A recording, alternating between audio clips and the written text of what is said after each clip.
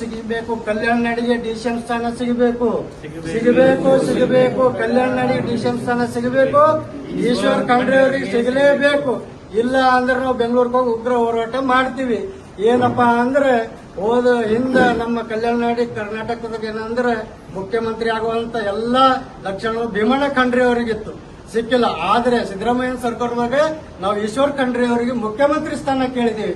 ಆದ್ರೆ ಮಂತ್ರಿ ಸ್ಥಾನ ಕೊಟ್ಟರೆ ಈ ಡಿಸಿಎಂ ಸ್ಥಾನ ಕೊಡ್ಲೇಬೇಕು. ಕೊಡ್ಲಿಲ್ಲ ಹೋದ್ರೆ ನಾವು ಬೆಂಗಳೂರಿಗೆ ಏನ್ರಿ DK ಶಿವಕುಮಾರ್ ಹತ್ರನು ಹೋಗ್ತೀವಿ.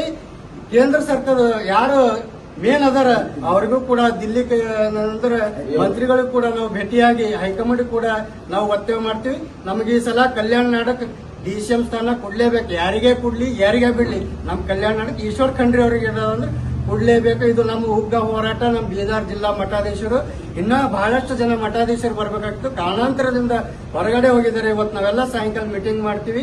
ಇವತ್ತೇನಾದರೂ ಅವ್ರ ಹೆಸರು ಡಿಸಿಎಂ ಸ್ಥಾನದಾಗ ಬರ್ಲಿಲ್ಲ ಅಂದ್ರೆ ನಾವು 2 ದಿನದಾಗ ಏನಾದಂದ್ರೆ ಬೆಂಗಳೂರಿಗೆ ಹೋಗ್ತೀವಿ. ಇನ್ನೇನು ಬಹಳ 8 ಸ್ಥಾನ ಕೊಡ್ಲತ್ತಾರ. ಇನ್ನ ಬಹಳಷ್ಟು ಸ್ಥಾನಗಳಿದಾವೆ.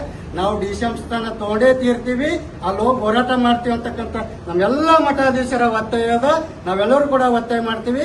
ನಮ್ಮ ಕಲ್ಯಾಣ ನಾಡಕ್ಕೆ ಏನದಂದ್ರೆ ಡಿಸಿಎಂ ಸ್ಥಾನ ಬೇಕು.